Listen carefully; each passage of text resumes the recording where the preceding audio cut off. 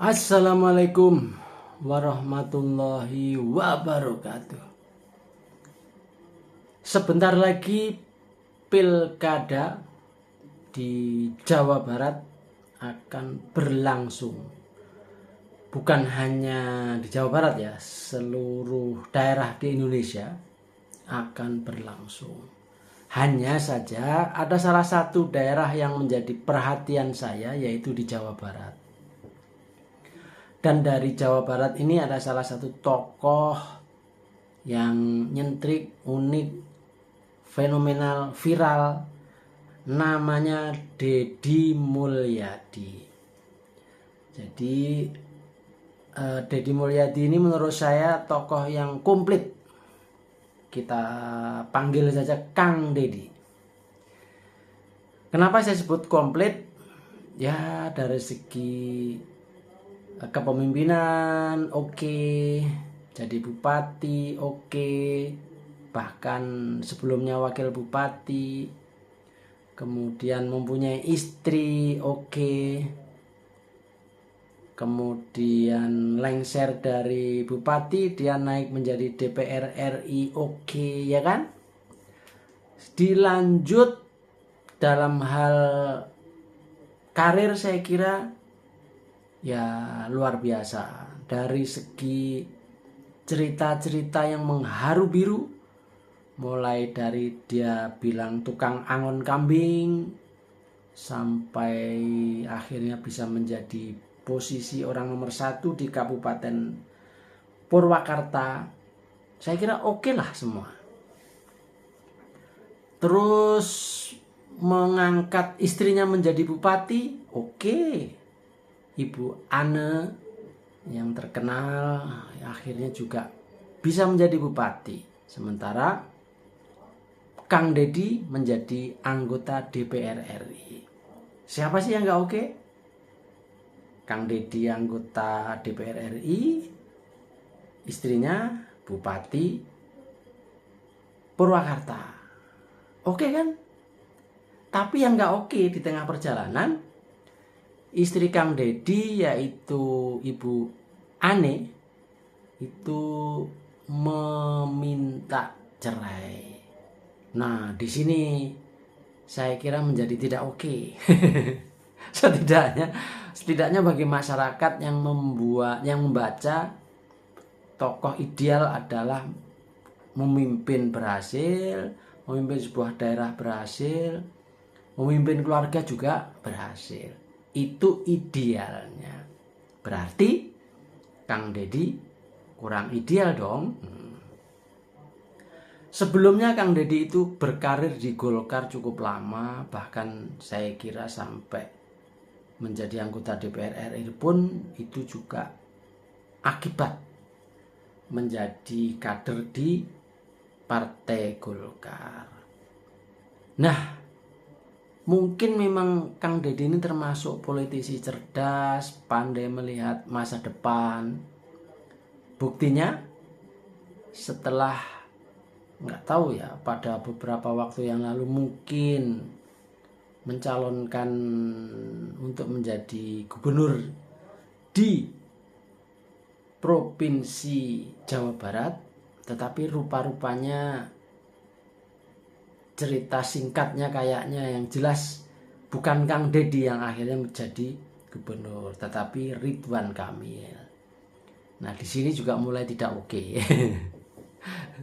Artinya Kang Deddy, wah ini jadi nggak bener nih. Dan kemudian pindahlah ke Gerindra. Seperti yang saya bilang tadi, rupanya memang Kang Deddy ini tipe orang yang tidak setia. Kepada istri juga tidak setia, kepada partai juga tidak setia. Buktinya istri minta cerai, partai berpindah dari Golkar ke Gerindra.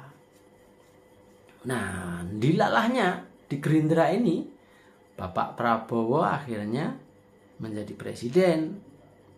Dan konon kabarnya Pak Prabowo menunjuk Kang Deddy Mulyadi untuk maju menjadi calon gubernur di Jawa Barat.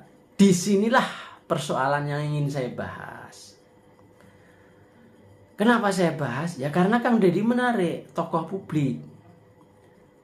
Saya menerawang. Nah, ini kebiasaan saya nih.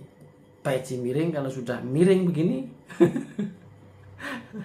yang di dalam juga miring.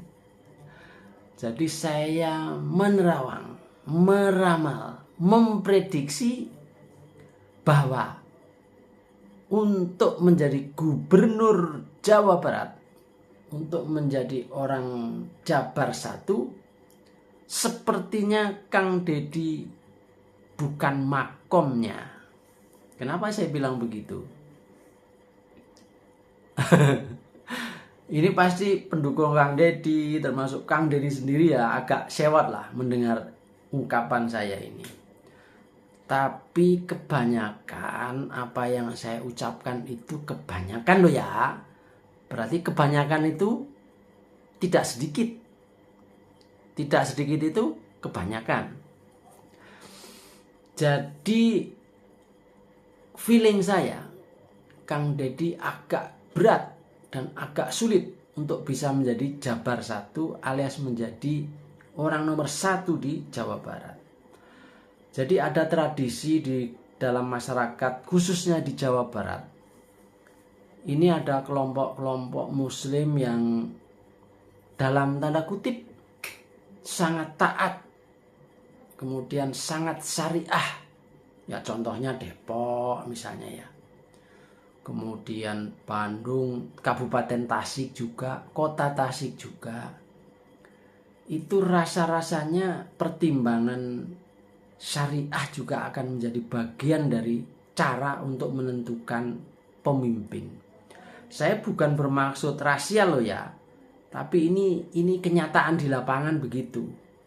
Dan kita tahu Kang Deddy dalam soal-soal ini kurang memperhatikan alias menyepelekan.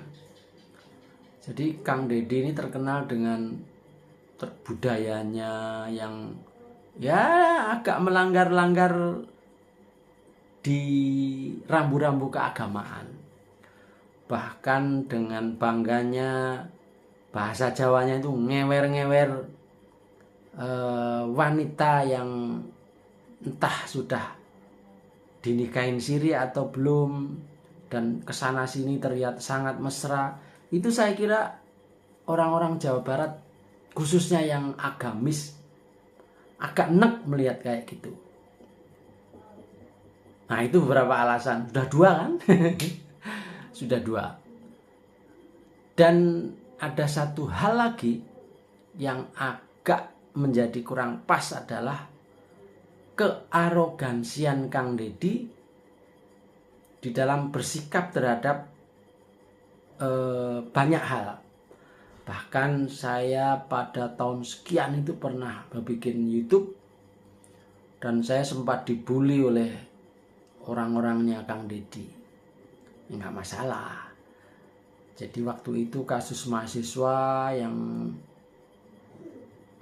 kader HMI juga yang kemudian katakanlah dalam tanda kutip dipersekusi oleh Kang Deddy. Dan di situ saya membuat video dan akhirnya video saya ini rame, saya termasuk dihujat oleh banyak orang. Tentu pendukung Kang Deddy. Yang agak berat lagi soal Kang Deddy itu arogansi, dan jadi orang Jawa umumnya termasuk orang Sunda pada umumnya itu tidak suka melihat seorang pemimpin itu arogan. Mohon maaf bahasa Jawanya kemelinti, kemaki, kemetak. Jadi sok jago, sok pintar, sok. Nah, Kang Deddy itu penuh dengan sok-sok itu. Terlihat di dalam YouTube-nya. Kalau nggak percaya lihat aja.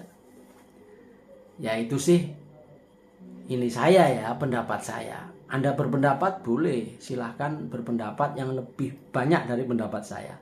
Jadi sementara ini dari sisi itu saja, berapa tadi? 5 hal tadi itu menjadikan Kang Deddy agak sulit menjadi pemimpin di Jawa Barat. Terima kasih. Assalamualaikum warahmatullahi wabarakatuh.